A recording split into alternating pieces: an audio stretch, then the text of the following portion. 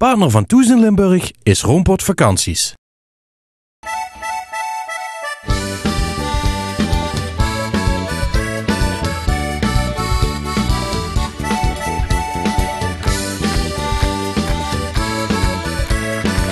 Hartelijk welkom bij Thuis in Limburg, zoals u van ons gewend bent, vanuit vakantiepark De Weerterbergen hier in Weert. En we maken er weer een hele mooie show van. Want wij hebben de radioverslaggever van het NOS, en dan heb ik het over de Tour de France, de aankomstreportages. En hij heeft een heel mooi boek geschreven, Gio Lippens. Dadelijk ook aan deze tafel de stoere verdediger van Borussia Mönchengladbach, een van Limburgs beste voetballers, Roel Brouwers. En voor de muzikale onderlijsting zal zorgen Danny Everett, geboren in Venlo, maar tegenwoordig uit het Brabantse. Gio, van harte welkom hier aan de Sportarena tafel nog. Eergisteren was het Nederlands kampioenschap wielrennen in Kerkrade. Daar zat jij weer aan de finish, neem ik aan. Ja, ik ben net weer afgedroogd. Het was verschrikkelijk. Het was heel slecht weer. 14 man maar aan de finish. Maar ja, wel dat is heroïs, bizar. hè? 14 man van de 133, geloof ik. Onvoorstelbaar. Ik heb in een kolompje geschreven, het was de Elfstedentocht van 63 met Nicky Terpstra en de rol van Reinier Paping. Zoiets was het. Ja, verschrikkelijke omstandigheden. Maar jij zat hopelijk toch wel droog, of niet? Ja, gelukkig wel. Ja. Ik zit niet meer op de motor tegenwoordig, dat is wel een voordeel. En ik zat hoog en droog boven de finish met een beetje uitzicht op waar de renners aankwamen, op de laatste 150 meter. Want het was een lastig parcours hoor, daar in Kerkrade. Heel veel draaien, heel veel keren. Het Duivelsbos, dat was... Prachtig. Ja, naam alleen toch? al, Ja. 20% stijging en eigenlijk was het een soort bospaadje. En ze hebben dat een paar maanden geleden geasfalteerd. Nou, daar kon net een auto overheen en daar kon dus ook net een peloton overheen. Is het niet te zwaar net voor de Tour? Ja, daar werd wel een beetje over gediscussieerd. Sommige renners die vonden eigenlijk dat het te zwaar was en vooral ook te gevaarlijk. Omdat je hele smalle wegen had. Ze wisten dat de regen ging komen. Ja, en dan in die afdalingen, we hebben dat ook gezien. Hè, tweede ronde meteen een zware valpartij met Karsten Kroon erbij. Met Tom Stamsnijder erbij. En dat betekent toch dat een aantal renners gedacht heeft van we gaan afstappen, we doen het niet meer. Want Lieve Westra bijvoorbeeld, hè, Nederlands kampioen tijdrijden, die dacht ook van ja, die Tour is voor mij veel belangrijker dan dit NK. Ja, en toch krijg je de winnaar die het verdient dan, hè? Altijd. En dat is wel mooi, hè. Mannen die doorrijden, ja, die maken het dan uiteindelijk uit. En op het moment dat dan Nicky Terpstra wegrijdt bij al die Rabo-renners, ja, dat is toch wel klasse hoor, wat hij doet. Want er is dan heel veel kritiek meteen weer op dat oranje blok, die het dan niet waarmaakt. Maar aan de andere kant kun je ook zeggen, ja, Terpstra was zo sterk, 1 keer aanzetten en hij was gewoon weg. En niemand kon hem volgen. Robert Geesink niet, Lars Boom niet. Al die grote mannen die konden er gewoon niet bij blijven. Nee, ja, prachtige overwinning. Ik moet een beetje lachen. Je hoort aan jou totaal niet dat je eigenlijk een echte Limburger bent. Geboren en volgens mij het eerste jaar opgegroeid in Hoensbroek. Ja, 9 jaar in Hoensbroek gewoond. Daarna naar Oost-Groningen verhuisd. 5 jaar in Nieuweschans gewoond. Cultuurshock of niet, van Hoensbroek naar Oost-Groningen? De zachte G is eruit geslagen daar, kan ik je vertellen. Ja. En daarna weer terug naar, vlakbij bij de Weerterbergen. Naar ELL, hier vlakbij. Ja, en, ik ben hier in Weert, ben ik gewoon naar de middelbare school geweest. En ik ken het nog wel een beetje. Ik ken nog wel een beetje platkallen als je wilt. Ja, een klein beetje. Ja, dat is mooi. Je bent bij de NOS al heel lang. Je hebt alle Olympische Spelen meegemaakt vanaf 1988, als ik het goed heb. Kun je heel kort vertellen wat je allemaal gedaan hebt? Ja, ik heb veel gedaan. De eerste jaren heb ik vooral veel radiocommentaar gedaan. En dan met name in het boksen. En het Arnold van der Leijden bijvoorbeeld. Ik zag zijn naam hier toevallig nog mooi op de tafel staan. Staat op de tafel, ja. Prachtig. Geweldige bokser in de tijd. En de atletiek, dat was eigenlijk een beetje de sport waar ik ingegroeid ben als commentator. Tot 1992 en toen waren de Spelen in Barcelona, dat deed ik ook atletiek. En toen kwamen ineens de mobiele telefoontjes opzetten. En toen bedacht de toenmalige chef bij ons, bij de radio, Ferry de Groot. Ik kende hem wel van de Dik voor elkaar show, hè, meneer de Groot. Ja. En die bedacht ineens van, het is wel leuk om jou eens eventjes bij het wielrennen neer te zetten. En ga maar gewoon tussen de coaches en de mensen staan die daar moeten rijden en doe maar wat. Had jij al affiniteit met wielrennen toen? Nou ja, ik heb hier dus in de buurt, in deze omgeving, heb ik een paar koersjes gereden bij de NWB, de Nederlandse Wielrenbond, de Wilde Bond zeiden wij altijd. En dus wielrennen was wel mijn sport. Ik heb een beetje gevoetbald, maar dat mag geen naam hebben, bij RK ESV. Daar zijn ze nog blij dat ik weg ben. Ja. Maar fietsen, dat ging wel wat beter. Maar ja, toen kwam het wielrennen vanaf 92. Toen ging ik daar die Olympische wegwedstrijd waar Monique Knol eigenlijk Olympisch kampioen had moeten worden. En waar Van Moorsel het karretje van Knol in de poep reed. Ja. Nou, daar stond ik bij met mijn mobiele telefoon. En daar heb ik live radio gemaakt. En volgend jaar zat ik in de Tour. Dus Ja, zo kan het zo gaan. gaat dat. Maar je bent ook hoofdredacteur geweest van Studio Sport, nog een tijdje. Een jaartje. En 3 jaar hoofdredacteur van teletext en internet bij de NOS. Dat was ook een club van 80 man. Maar na die 4 jaar dacht ik van, ik wil dit niet meer. Ik wil gewoon weer lekker in het veld. Ik wil buiten spelen. Dat is toch... Buitenspelen. Buitenspelen, dat is het mooiste wat er is. Gewoon naar de koers. Ik heb jarenlang achter op de motor gezeten in de Tour. En ja, dat is het mooiste. Je rijdt naast de renners, je ruikt het zweet. Het is Ja, wij hebben Willy Wout Lee, Motaar, hebben we in de uitzending gehad. Ik heb achterop gemogen in de uitzending stilstaan. Dat vond ik al spannend genoeg. Maar dat moet... Rijden is nog mooier, kan ik je vertellen. Ja, jij zegt mooiere kikje, maar mij lijkt het ook af en toe heel eng. Nee, het was niet eng. Ik heb eerlijk gezegd hoor, ik heb nooit angst gehad. Dat kwam misschien wel door het fietsen, dat ik het zelf ook veel te leuk vond om hard van een berg af te rijden. We zijn wel 1 keer gevallen, mijn motorrijder en ik, in de Pyreneeën. In de allereerste afdaling van de Tour van, nou praat ik over, 2005, 2004. Toen ging het mis en toen ging het ook goed mis, want mijn motorrijder moest naar huis. Die hadden voor Ja, ik kon net zeggen, de motaar kon niet verder en dan moest iemand opnieuw ingevlogen worden. De motor kon niet verder, de motaar kon niet verder. Ja, ik stond en ik had een gat in mijn knie en voor de rest dacht ik, ja, morgen weer verder. Alleen 2 dagen later kwam er een nieuwe motor met een motaar en toen ben ik gewoon verder gegaan. Gewoon uit, dat gaat gewoon weer. Ja. Geen angst, niks. Geen moment gedacht van, het gaat niet goed. Ja, ik zie af en toe in die Tour, het wordt steeds drukker en massaler en ik denk, dat gaat een keer goed fout. Ja, dat gaat ook wel eens fout hoor. En het is vooral, Willy heeft natuurlijk jarenlang ook met fotografen rondgereden, cameramensen. Die moeten veel dichter op die koers zitten dan wij. Ja. Als wij in de koers zitten en ik roep daar wat ik zie, dan kan ik ook net zo goed eventjes 50 meter naar achter zitten. Dan hoef ik niet per se, ik hoef niet het plaatje te hebben, als ik het maar zie. Tegenwoordig ben je de anchorman voor Langs de Lijn, de finish-reportages. Betekent dat ook dat je als eerste die berg opgaat? Of tenminste als het de bergetappe is natuurlijk. Ja. Wij zijn meestal 's morgens vroeg om 1:11 zijn we al bij de finish. Dat heeft wel een nadeel hoor. Dat betekent dat je 's morgens niet meer bij de start kunt zijn. En dat vond ik wel heel mooi met de motor. Dan kun je nog even met die renners praten. Hoewel tegenwoordig komen ze die bussen niet meer uit. Dat is ook een nadeel. Ja. Maar dan kun je nog even praten met die renners. En dan kun je daarna lekker die etappe in. Nu moet ik om 11 uur bij de finish zijn. Dus wij reizen altijd 's avonds na de etappe, na de finish, reizen wij weer vooruit naar de volgende finishplaats. Dus wij zijn om 9 uur, 10 uur, 11 uur 's avonds zijn we weer in het hotel. Wat is de kracht van Langs de Lijn? Want iedereen, het bestaat hoe lang? Al meer dan 25 jaar. Ja, want het 25-jarig jubileum is een flink aantal jaren geleden alweer gevierd. Ja. Dus het zal bijna 30 jaar zijn, langer misschien nog wel. Ja, gouden formule. Ja, maakt ook niet uit wie het doet. Hoe kan die alle tijdsdingen doorstaan? Ik denk vanwege die formule, het is sport, maar het is ook muziek. Nou, je ziet dat steeds meer muziek overal aangepast op het evenement altijd. Precies. Franse muziek natuurlijk, jarenlang. Herman van der Velde heeft daar een hele belangrijke rol in gespeeld. Dat was de muzieksamensteller. Die vond de Amazing Stroopwafels uit. Nou, een band waarvan nooit iemand had gehoord. Maar ineens werd dat een hit.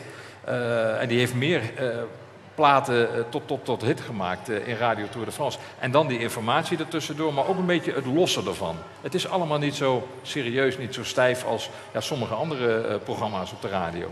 Ja, blijkbaar is de formule super, want het werkt heden ten dagen nog steeds en iedereen luistert met veel plezier. Ja. Voor jou was het niet genoeg, want jij schrijft ook columns. Ik zie je in het Dagblad de Limburger regelmatig tijdens de Tour. Volgens mij een paar keer in de week met een column. Je schrijft dan voor de Wielerrevue. Ja. Maar je gaat verder, je schrijft nou tegenwoordig zelfs romans. Ik heb een roman geschreven. Ik had al een keer een bundeltje gemaakt. Ik laat hem even zien. Halverwege de heuvel.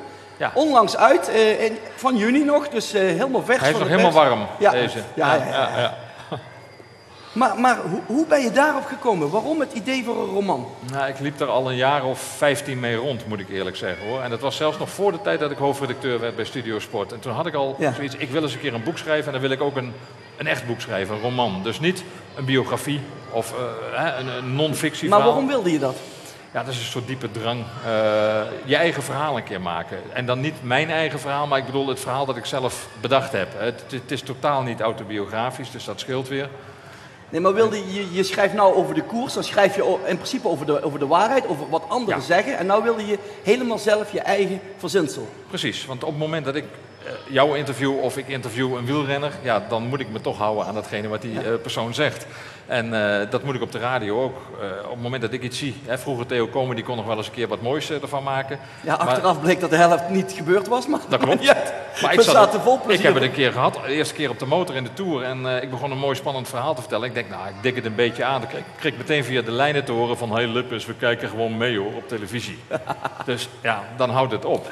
Ja. En dit is voor mij de mogelijkheid om gewoon eens een keer de fantasie te laten werken. En dus wat dieper te gaan. En een boek, dat is ook wel mooi, dat blijft. Radio is natuurlijk super vluchtig, tv ook, dat weten we allemaal. Een column is ook vrij vluchtig, want die krant die ligt de volgende dag ook alweer in de papierbak. Maar een boek, dat zetten mensen in de kast. En hopelijk over 10 jaar, over 20 jaar, dan is het er nog. Ja, columns had je al gebundeld in... Ik was even aan het zoeken naar Een engel op een rotsblok. Een engel op een rotsblok, ja. Maar ik wil even halverwege de heuvel, want jij zegt, het is allemaal verzonnen, maar er zitten wel allemaal elementen uit jouw leven in. Want je hebt het over een van de hoofdrolspeelsters, een Spaanse, Ana Maria.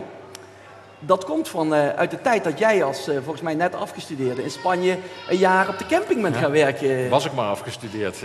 Ik ben naar Nijmegen vertrokken om te gaan studeren, om rechten te gaan studeren. En na een half jaar ben ik daarmee gestopt. Dat zag ik helemaal niet zitten. Rechten, ja. Je kunt er niks bij voorstellen meer. En toen ben ik naar Spanje gegaan en ben daar gaan werken. En daar heb ik op een camping gewerkt nog voordat de toeristen kwamen. En dan zit je daar dus met het personeel van die camping. En dat waren vooral meisjes van een jaar of 17, 18. Mijn leeftijd, dus een geweldige leeftijd. En die kwamen uit het binnenland. En die kwamen voor het eerst aan de kust. En die hadden echt nog nooit een buitenlander gezien. Dus toen kwamen de verhalen los, 's avonds altijd, met z'n allen bij elkaar. Daar heb ik veel Spaans, van mee. Ik sprak Spaans, ja. Ja, oké, dat is een voordeel. Ja, en daar had ik al, van die verhalen heb ik heel veel meegenomen. Nou, daarna verhalen van mijn familie, van mijn opa, mijn oma. Mijn oma was Italiaanse. Ik ben wel heel even benieuwd. Even terug naar die camping, waar we willen alles weten. Ik neem aan dat het niet alleen bij verhalen gebleven is als die meisjes uit de provincie voor de eerste keer een buitenlander zijn. Laten we zeggen dat ik ook dingen heb meegemaakt. Ja, je hebt ervaring opgedaan. Ja, en die dingen komen ook wel een beetje terug in het boek, maar niet als de ik-figuur, maar ja, je gaat dan toch schrijven over dat soort mooie dingen in het leven. En, Het boek heeft ook een link met wielrennen, want een van de hoofdpersonen, Albert, is een Limburgse mijnwerkerszoon, als ik goed heb, die de Tour de France rijdt. En daar Ana Maria, de Spaanse schone, leert kennen. Hij rijdt 1 Tour. En halverwege die Tour stapt hij in de Pyreneeën af. Ja. Omdat hij haar ontmoet en omdat hij het helemaal zat is. Want hij was een knecht en hij kon niet zo geweldig goed fietsen. Dus hij moest, zoals ze dat heet in het wielrennen, de ballen eraf draaien voor niks. En op een gegeven moment toen kwam hij haar tegen en toen dacht hij, en nu stop ik ermee, ik neem haar mee naar Limburg. En dan begint eigenlijk het hele verhaal. Trouwe zoon en die zoon van hun? Die zoon die vertelt het verhaal, Die vertelt het verhaal. En dan komen de familiegeheimen langzaam naar want die boven. zoon en die vader, die kunnen niet met elkaar. En die zoon ontmoet zijn vader pas weer na de dood 40, 50 jaar van moeders. nadat moeder dood is gegaan, Anna Maria. Ja. En hij had een oom die kon wel een beetje fietsen. En die oom die kon wel een beetje fietsen, oom Frans. Die lijkt een beetje op mijn vader, want die kon ook wel een beetje fietsen. En die heeft ook 1 mijnwerkerskoers gereden. Heeft ooit zijn beide armen gebroken en einde carrière. Ja. Het speelt zich toch af in Zuid-Limburg. In Hoensbroek zelfs. Echt letterlijk in Hoensbroek, ja. Voel jij nog een band met Limburg? Jawel, ja. Het gekke is, naarmate je ouder wordt, voel je dat steeds meer. Ik heb jaren gehad dat je denkt van, de wereld is mijn huis en het zal allemaal wel. Maar je merkt toch gewoon, als je ouder wordt, dan merk je toch wel dat je af en toe wat terughangt naar de dingen van vroeger. En als ik in Hoensbroek kom ook, ik rij ook heel vaak nog even door de straat waar ik gewoond heb. Ik rij nog even langs de straat waar dit verhaal zich afspeelt, het huis van mijn opa en oma. Ja.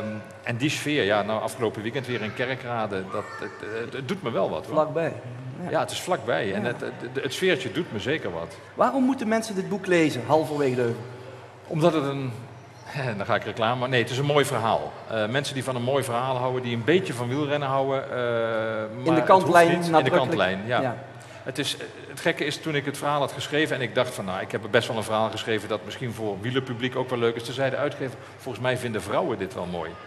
Omdat het is ook een romantisch verhaal, het is een verhaal dat goed uit de hand loopt. En dus het is gewoon een mooi verhaal. En een verhaal met hele lovende kritieken die je gekregen hebt. Ja, daar word ik wel eens een beetje verlegen van. En, ja, echt? Heb je dat? Ja, dat heb ik wel. Omdat dit is niet mijn stijl, mijn vak. Ik zit de laatste jaren in de radio en dan weet je wel zo'n beetje wat je kunt en wat je doet. Maar op het moment dat je zoiets gaat schrijven, eigenlijk lever je met haar en huid over aan de kritieken en aan wat anderen ervan vinden. Ja. En daar had ik niet zozeer angst voor, maar ik had meer zoiets van, nou, ik zie het wel waar het schip strandt. Als columnist ben jij gewend om de kritieken te schrijven. Ja, precies. Dan kan ik lekker venijnig schrijven. En eigenlijk gaan nu de mensen die recensies maken, gaan mij op die manier behandelen. Alleen tot nu toe ben ik de dans nog aardig ontsprongen. Nou, ik denk dat het ook wel zo blijft. Een geweldig boek, halverwege de heuvel. Het ligt in bij de boekhandels te koop. Als opmaat voor de Tour de France. Heel goed weer, want je bent weer 3 weken van huis dadelijk. Zometeen, komende vrijdag, dan vertrek ik weer richting Luik. En dan is het 3,5 week feest. Dan kom ik op zondagavond weer terug. En dan mag ik donderdags weer naar Londen. Want dan beginnen de Spelen. Ja. En zo gaat het al hoeveel jaar? Zo gaat het al heel erg lang. Ja. Ja. En dat is nog steeds iets waar je naar uitkijkt? Ja. Of, ja? Ja, je moet, volgens mij is dat hetzelfde of je nou voetballer bent of presentator of inderdaad commentator bij het wielrennen. Je moet van je vak houden, want anders doe je dat niet lang. Dan knap je een keer is dat af. ook wat Mark Smeets nog drijft? Want Ja. ik bedoel, mensen kijken heel verschillend naar Mark Smeets, maar ik zie nog steeds die passie bij hem. Die zit er zeker. Ja. En hij kan het gewoon niet missen. Het is ook een soort verslaving. Misschien heeft hij dat nog wel erger dan ik, hoor. Ik vind het vooral gewoon heel erg leuk. En ik kom ook iedere keer als ik terugkom uit de Tour. Ondanks dat het massaler en massaler Ja. wordt. En ondanks de gekte, hè, op die motor ook die laatste jaren, dat was gewoon vaak gekke werk met al die motoren in koers. Maar ik kwam thuis en dan was ik uitgeruster, bij wijze van spreken, dan toen ik vertrok. Je bent Ja. gewoon helemaal, geestelijk ben je gewoon helemaal leeggemaakt. En dat is het mooie van zo'n evenement. En hoe beleef je zo'n tour? Ja, overdag snap ik, op de motor of aan de finish nu tegenwoordig.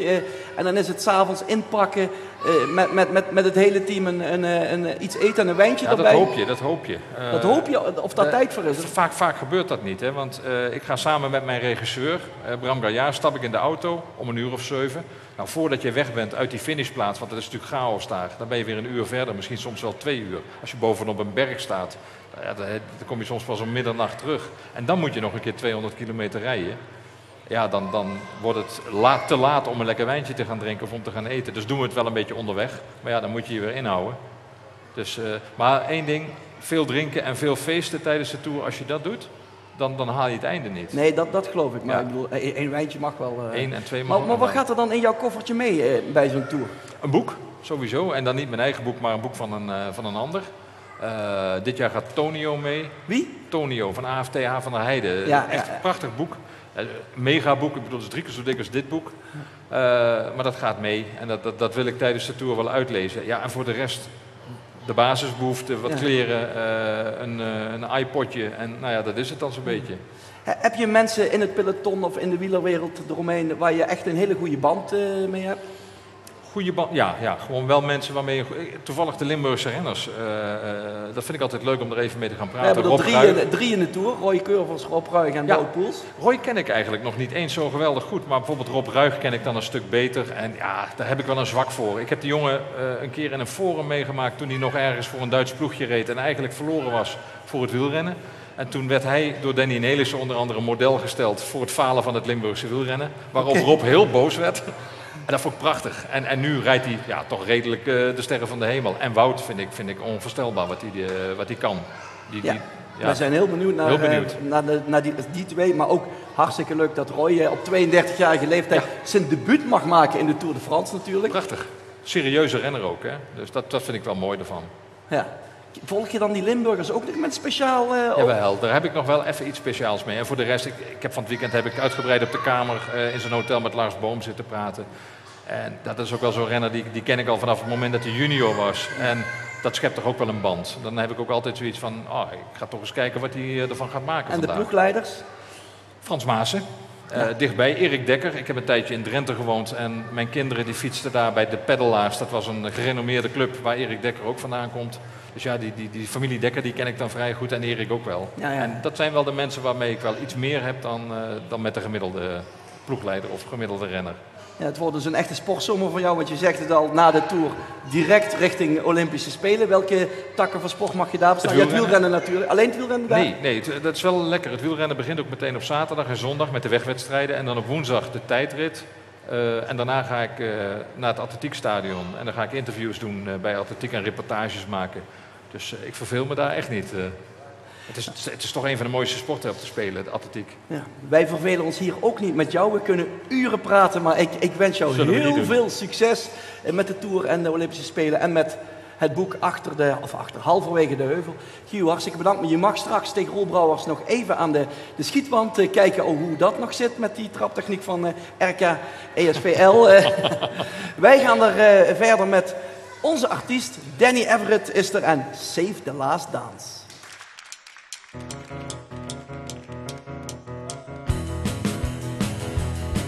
You can dance, every dance with a guy who gives you the eye, let him hold you tight. You can smile, every smile at the man who hold your hand in the pale moonlight. But don't forget us taking you, how many hills are you gonna be? So darling, say the last dance for me. Oh, I know the music fine like sparkling wine. Go and have your fun, laugh and sing, but no real apart. To give your heart to anyone. But don't forget us taking you, how many hills are she gonna be? So darling, say the last dance for me. Baby, don't you know I love you so? Can't you feel it when we touch? I will never ever let you go. Oh, I love you so much. You can dance, go and carry on till the night is gone and it's time to go. If he asks if you're all alone, can I take you home? You must tell him no. But don't forget us taking you, how many hills are you gonna be? So darling, say the last dance for me. Oh, oh, oh, darling, say the last dance for me. Pretty, pretty, pretty, pretty darling, say the last dance for me.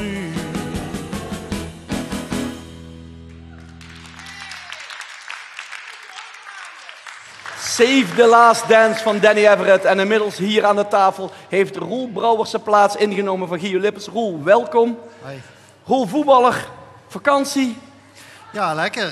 7 weken. 7 weken? Ja, dat is echt luxe. Sinds ik voetbal heb ik nog nooit 7 weken vakantie gehad.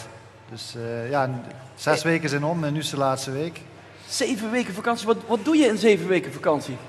Behalve, ik zou zwaarder worden, maar jij ziet er nog steeds afgetraind uit. Nou, we hebben een mooi programmaatje meegekregen en dat wel. Dat moeten we volgen. Dus de eerste 3 weken heb ik niks gedaan en de laatste 4 weken 3 keer per week een loopje.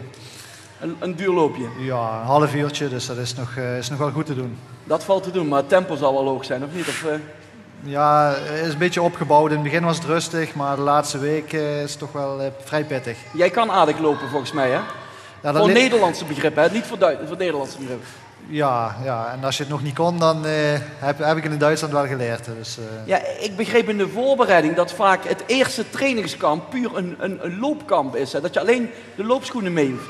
Ja, bij sommige trainers. Ja, sommige trainers inderdaad. Ik heb het wel meegemaakt, maar gelukkig hebben we nu een trainer die dat niet doet. We hebben vorig jaar ook alles met de bal gedaan, dus dat past beter bij een Nederlander. Dus ik vond het allemaal prima.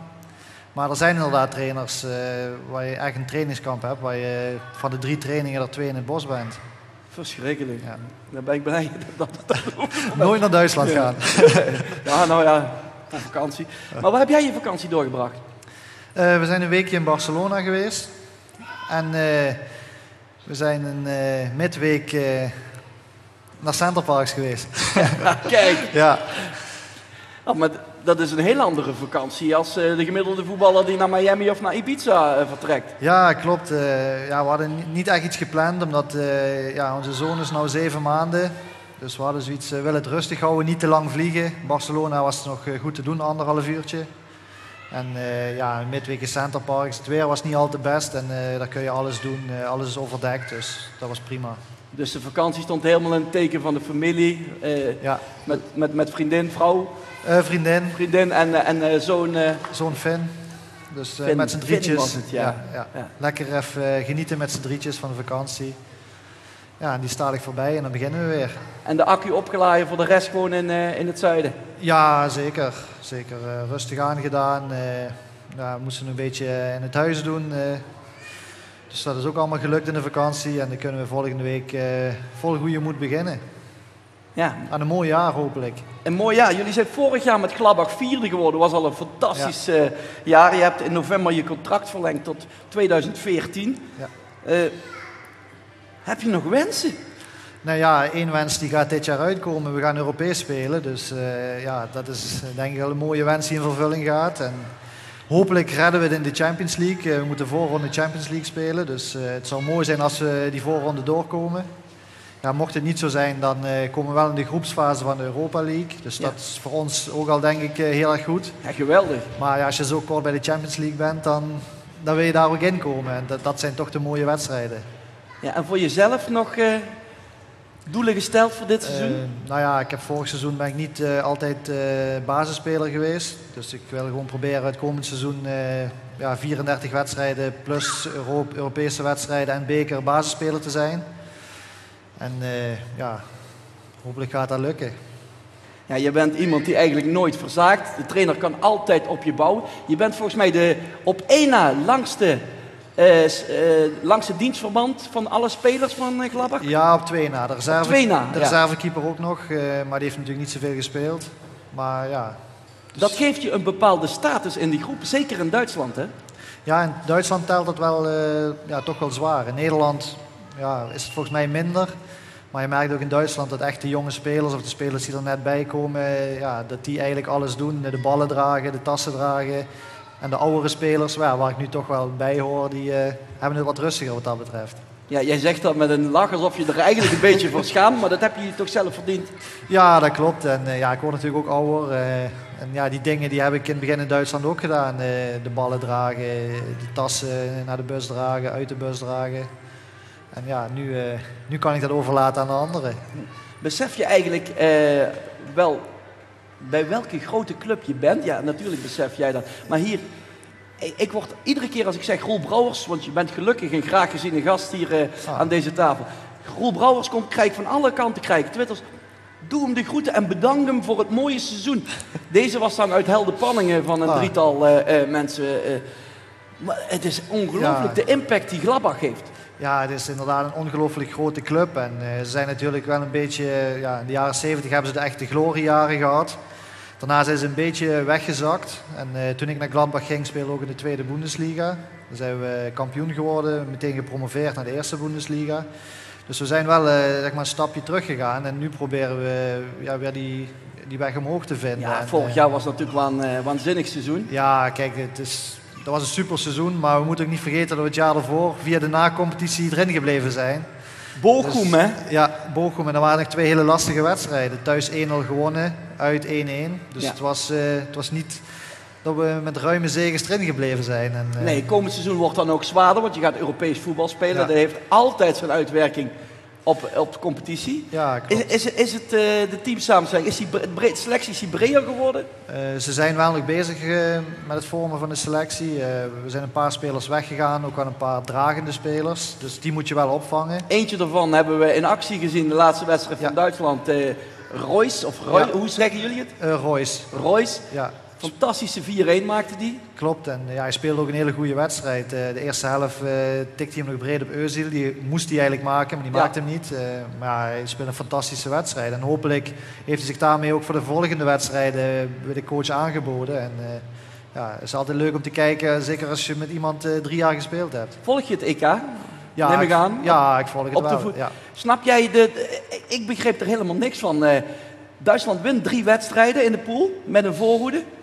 En in de kwartfinale haalt hij de hele voorhoede eruit. Ja, terwijl hij de topscorer van het toernooi in Gomez had op dat moment. Ja, ik moest ook even kijken. Ik had het zelf ook niet verwacht. En zeker Podolski, Müller, Gomez zijn 3 spelers die normaal altijd spelen in het Duitse elftal. En ja, voor mij was het natuurlijk leuk dat Roy speelde.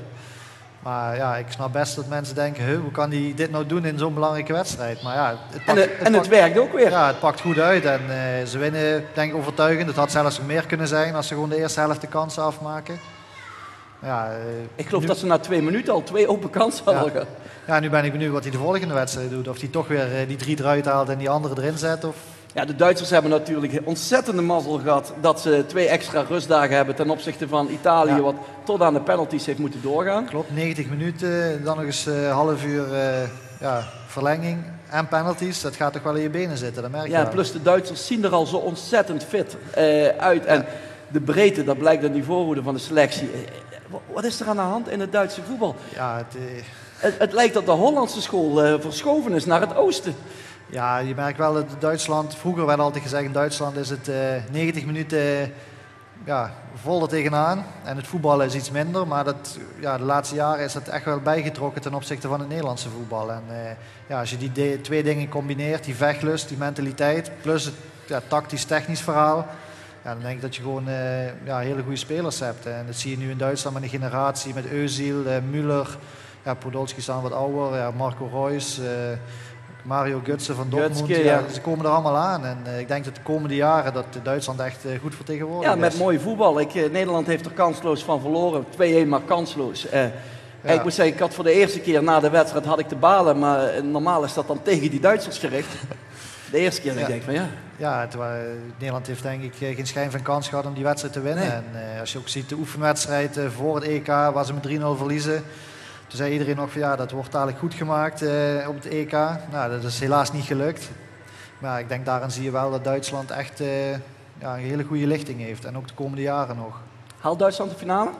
Ja, dat denk ik wel. Ik denk dat Duitsland en Spanje de finale zullen spelen. En kijk, het zou goed zijn voor de Duitsers. Tot nou toe, het hoefde ook nog niet, laat ik het zo zeggen. Maar ze zijn nog niet overtuigend geweest. Nee, ze spelen denk ik met minimale inspanning, halen ze het maximale eruit. En ik denk als ze in de finale tegen dit Duitsland komen en die spelen zo, dat ze wel heel moeilijk krijgen. Ja. En ik denk dat ze dan ook nog wel verliezen. Dus jij tipt Duitsland als winnaar? Ja, zeker als ik de wedstrijden zie die gespeeld zijn, dan denk ik dat Duitsland wint. Zondagavond zullen we het weten, want zo snel gaat het dan ook alweer. Ja, het is alweer zo bijna voorbij. Jij hebt nog 2 jaar voor de boeg bij Gladbach. Je bent nu nog 30. Ja. Dus over 2 jaar, als je nou echt diep in jou kijkt, wat wil je dan? Gewoon je carrière eigenlijk straks nog een jaar of zo verlengen, of 2 jaar bij Gladbach en daar afsluiten? Ja, ik hoop natuurlijk zo lang mogelijk te voetballen, tot dat lichaam zegt het gaat niet meer. En het liefst gewoon... Tot lichaam zegt gaat niet meer, of tot je niet meer je top kan voetballen? Want ik heb het volgens mij al eens gezegd, maar voor het geld, als je zo lang in Duitsland hebt gezeten en zo hebt gepresteerd zoals jij, hoef je het dadelijk niet meer te doen. En zeker als je naar Barcelona en naar Centerparks op vakantie gaat en niet naar Ibiza. Dat spaar je aardig. Ja, ik heb er nu nog plezier in en zolang ik dat heb wil ik het sowieso blijven doen. En het lichaam moet natuurlijk wel meewerken. En dan... Of ben je met de privéjet gegaan? Nee, maar ik ben hier wel net geland. Oh, je bent hier, je staat hier. Nee, dat is flauwekul, maar nee, het geld is natuurlijk in Duitsland super. Als je ziet wat daar aan televisierechten betaald worden. En het is een gezonde competitie, dus wat dat betreft zit ik daar goed. En je bent daar echt iemand, hè? Want ik heb je in de aanloop naar het EK, toen we toch al een redelijk verdedigend probleem zich aankondigden, heb ik jouw naam weer eens laten vallen. En dan krijg je een twittertje van Siert de Vos. Oh ja, die hebben we ook nog niet aan gedacht. En even later gaat Siert de Vos doortwitteren. Roel Brouwers. Ja, maar word je niet te snel over het hoofd gezien hier in Nederland? Ja, ik denk dat heel veel mensen misschien wel mijn naam kennen, maar niet weten hoe ik speel. En dat is misschien in Nederland niet overgekomen de laatste jaren. Of toen ik 2 jaar geleden heb ik 8 keer gescoord als centrale verdediger. Toen kwam het toch wel redelijk over in Nederland, maar alleen de golen. Terwijl ik voor mijn gevoel dit seizoen beter gespeeld heb als 2 seizoenen geleden toen ik die golen maakte. En dat komt dan toch niet echt over in Nederland. Nee, dus je bent daar op je plek? Ja, ik ben daar super op mijn plek. Ja. Wat vind je van alle kritiek in Nederland, eigenlijk voor de EK al? Ja, de oefenwedstrijden waren natuurlijk niet je van het. Dus dan krijg je denk ik automatisch die kritiek. En het EK heeft daar eigenlijk geen verandering in gebracht. Het lijkt alsof het steeds persoonlijker wordt, kritiek. En ook ver buiten het voetbalwereldje gaat. Ik bedoel, ik zei net voor de grap, de privéjet van Heitinga. Daar zouden we ons 2 jaar geleden niet druk over gemaakt hebben. Ook al hadden we niet gepresteerd. Nee, dat klopt. Maar dat zijn sowieso dingen op Twitter en Facebook en noem maar op. Dat hoor je tegenwoordig veel vaker. Dat spelers dingen op Twitter zetten. In Duitsland Ryan Babel is daarvoor gestraft door de Duitse bond. Ja, en dat soort dingen, zeg maar, wat iedereen kan lezen, dat die op Twitter gezet worden. En meestal zijn het... Jij hebt geen Twitter? Ik heb geen Twitter. Ik heb Facebook, maar daar staat vrij weinig op. Ben jij niet te gewoon voor die Hollandse branimakers? Ja, dat heb ik wel vaker gehoord. Dat ik toch wel iets vreger moet worden in het veld. In het veld ben ik dat wel, maar buiten jij moet het zo veld... blijven Roel. Echt, ik denk ook niet dat ik dat kan veranderen. Dan ga ik een rol spelen en dat ben ik niet. Dus nee, ik blijf gewoon lekker wie ik ben en is prima zo. Ik hoop ook dat je blijft wie je bent en ik hoop dat we hier jou nog een keer weer aan die tafel mogen begroeten. Ja, graag. Heel veel succes met Gladbach vanaf maandag. Geet het los, die laufschoenen, dat valt mee, zegt hij. Ja, bedankt voor je komst. Dadelijk nog even schieten met Gio. Ja, dat doen we. Ja, even laten zien wie hier de voetballer is. Wij gaan even een prijsvraag doen, want u kent allemaal het programma TVL Lifestyle, neem ik aan. En u kunt een advies van Woonboulevard Heerlen winnen ter waarde van €199 voor de styling van uw huis. Dus de styling van uw huis, een advies van €199. Wat u moet doen, ga even naar onze website www.tvl.nl, klik het programma TVL Lifestyle aan en alles wijst zich vanzelf. Heel veel succes. Wij gaan er even tussenuit voor de reclame en komen dadelijk terug met artiest Danny Everett.